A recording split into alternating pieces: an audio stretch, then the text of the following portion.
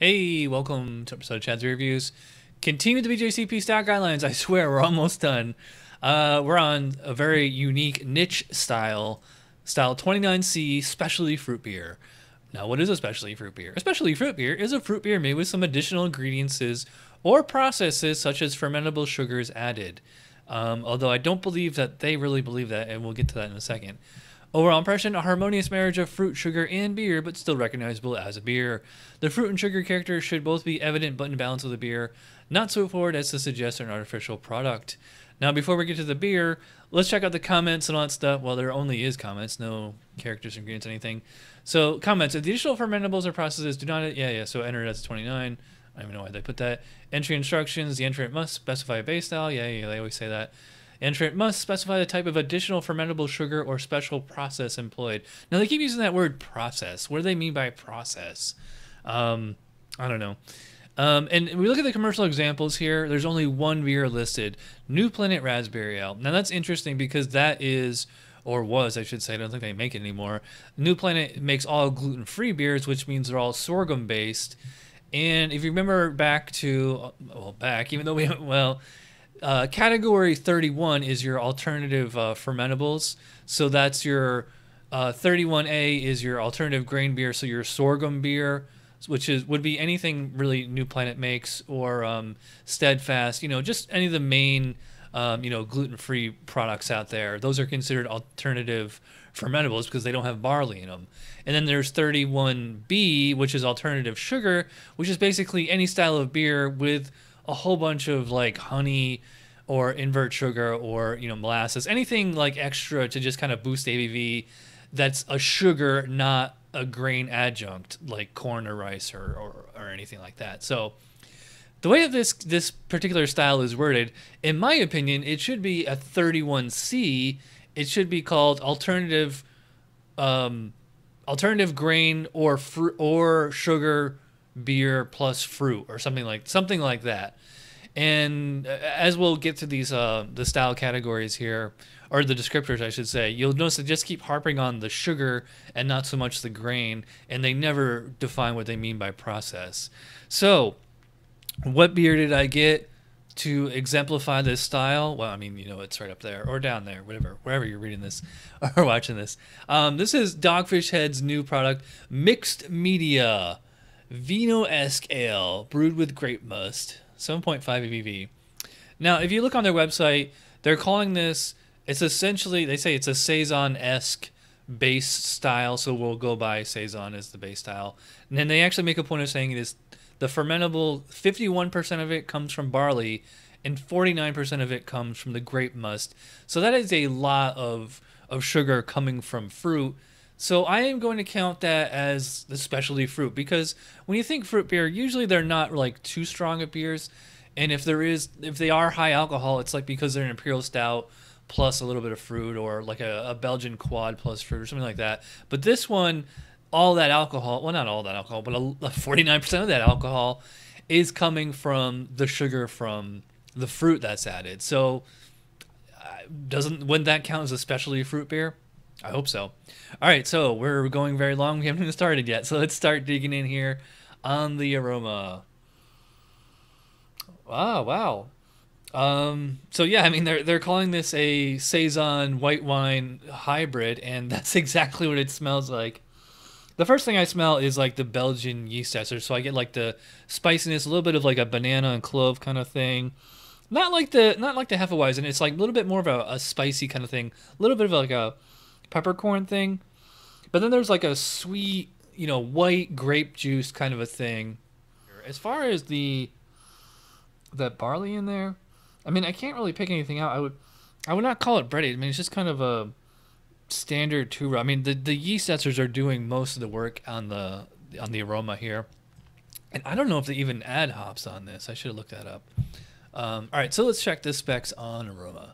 Same as fruit beer, except that some additional fermentables may add an aroma component. Well, it does here because there's a lot of white wine or white grape.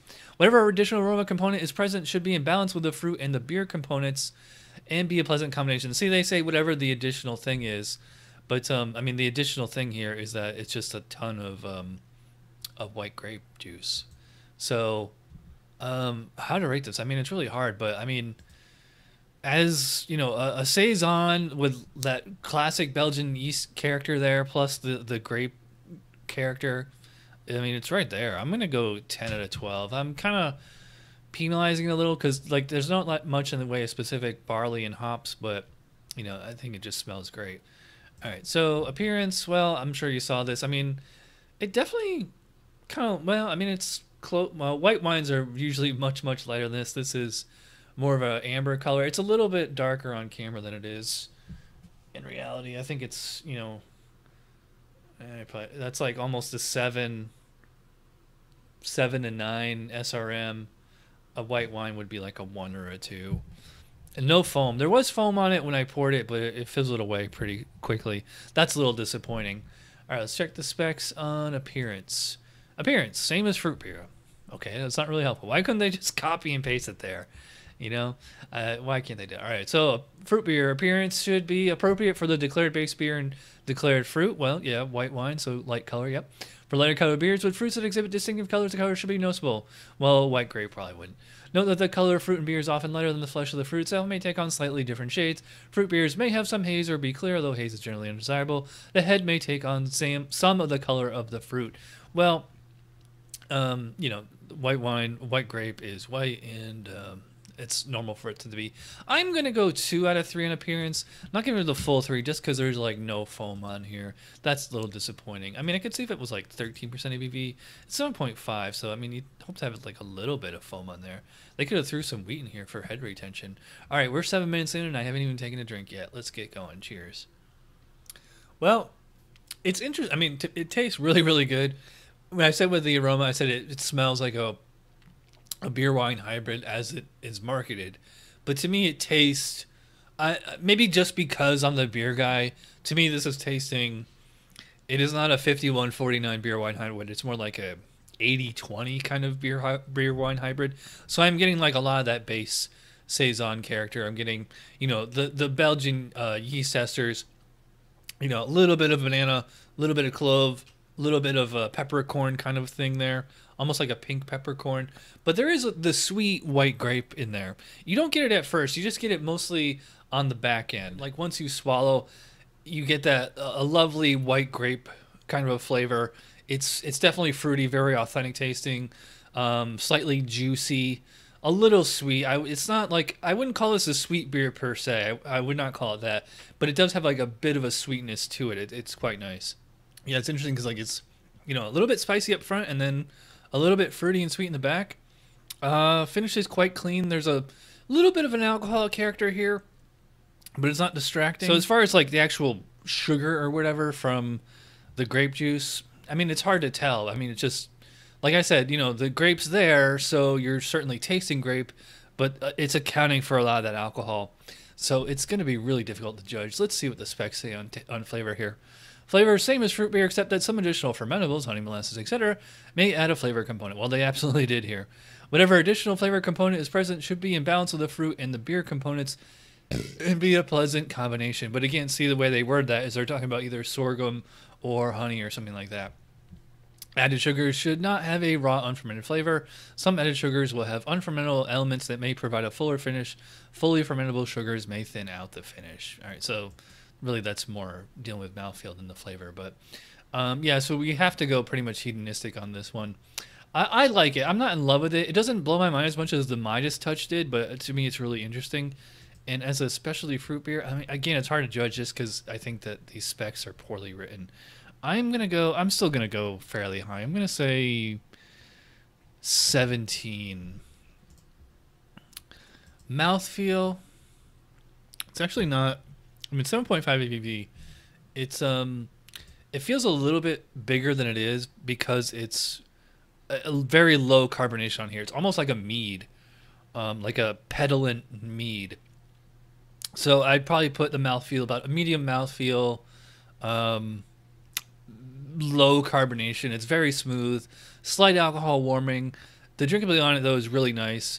It, you know, leaves a little bit of like kind of an alcohol kind of aftertaste, or like a, I mean, if you ever drank white wine, it's a very similar aftertaste to like white wine.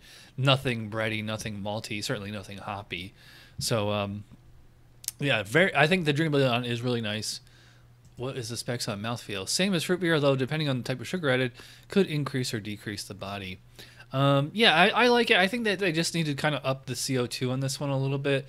It just feels a little too, just feels undercarbonated. I mean, it is a beer after all, so I do want some carbonation. So I'm gonna go. I mean, this is gonna seem high. I'm gonna go 4 out of 5. Overall impression, I think I'm gonna say 9 out of 10. All right, so total score 42 out of 50 for Dogfish Head Mixed Media. I like it a lot. I would recommend this beer. Just not sure how it pertains or goes to these specs. So let me know what you think. This should be, and I'm hoping that it will be, a controversial review. So let me know in the comments there. All right, so again, going very, very long. If you've watched to the end, of course you're awesome. Thanks for watching. Cheers. We're almost done. Cheers.